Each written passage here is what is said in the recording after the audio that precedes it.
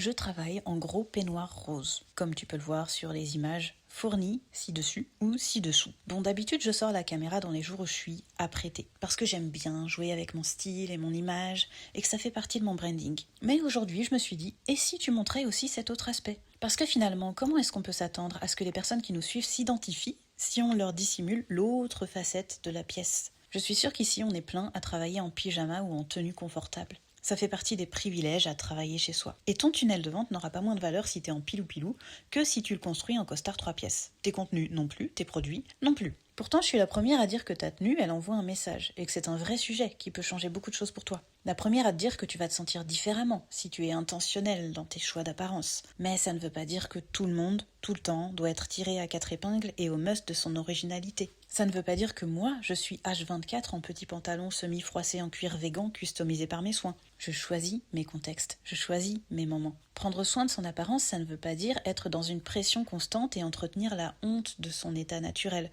Au contraire, l'objectif c'est de renforcer l'estime personnelle et professionnelle, pas l'inverse. Et en profondeur, pas juste grâce à quelques artifices. Je ne veux pas faire partie du mensonge ambiant qui bousille à tour de bras l'estime individuelle de nos audiences. Je ne veux pas faire partie du système qui t'envoie des coups de pelle parce que t'es pas assez bien et qui te donne la nausée le matin parce que t'as pas l'énergie de tout gérer pour incarner la meilleure version de toi-même telle que décrétée par les autres. T'as le droit d'être en peignoir rose, même ce vieux peignoir rose tout doux, tout chaud que t'as depuis l'adolescence dans lequel tu te sens bien. Parce que flemme de t'habiller après une bonne douche chaude. Tu peux faire de l'excellent taf et avoir d'excellents résultats sans coller aux clichés réclamés par ton marché ou l'univers dans lequel tu évolues. Et tu sais quoi ? T'as pas besoin de le cacher. Tu peux montrer l'absurdité des croyances qui pullulent autour de toi et participer à les changer. Une mini-transgression à la fois. Même si cette transgression, c'est juste te montrer en train de travailler en peignoir et faire bugger ceux qui croient que parce que tu taffes sur le magnétisme et que ton branding s'est construit sur une image rock'n'roll, tu devrais forcément te contraindre à certains critères esthétiques.